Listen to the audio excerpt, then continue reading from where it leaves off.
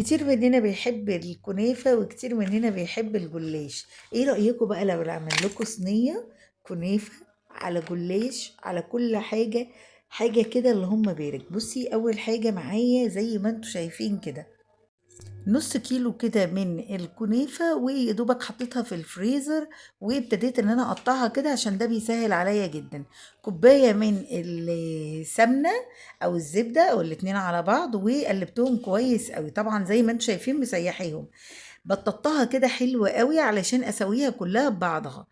بعد كده هدخلها الفرن، مشغله الفرن على درجه حراره 200، الرف الاوسط اللي هو الشبكه. خلاص كده عايزه بس الكنافه تدي لون احمر معايا. معايا لفه كده من الجلاش، طبعا مش نص كيلو، لا، حوالي ربع كيلو زي ما انتوا شايفين كده بقطعها. وطبعا انا مش شارياها مخصوص للكنافه، دي كانت باقيه عندي من جلاش، وابتديت ان انا اقطعها كده زي ما انتوا شايفين قطع صغيره، كاني بالظبط بعمل ام علي.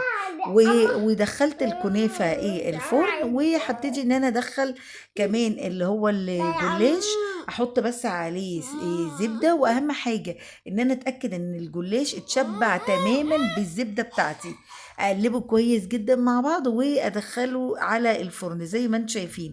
طبعا لما ادخله الفرن كل شويه افتح الفرن اقلب فيه، وطبعا الاقيه رميت كده شويه سوداني فيه علشان خاطر يديله طعم حلو.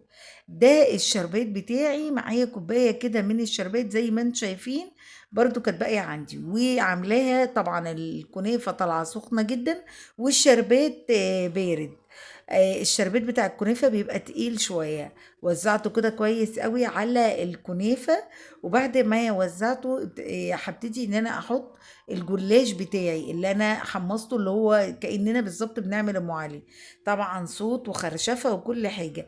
وطبعا زي ما قلت لكم، اول ما ابتدى ياخد لون رميت كده فيه شوية سوداني. تقدري تستبدليه ببندق او فستق او عين جمل، اي مكسرات موجودة عندك. انا كان عندي اللي هو السوداني، حطيته عليها وابتديت ان انا افرشه كده على وش الصينيه. عايزه اقولك بيبقى طعمه خرافي، بيبقى طعمه تحفه جدا. تقدري تقدميه كده ساده، بتبقى طعمها حلو جدا. او تقدري كده تغطسيه في اللبن، برضو بيبقى طعمه تحفه. حاجة كده سريعة ومن بواقي التلاجة اللي عندك، بتحطيها. مش مكلفة خالص، سريعة جدا، ما فيهاش حشوات، بتناسب جميع الأذواق. بتمنى وصفتي النهاردة تكون عجبتكم.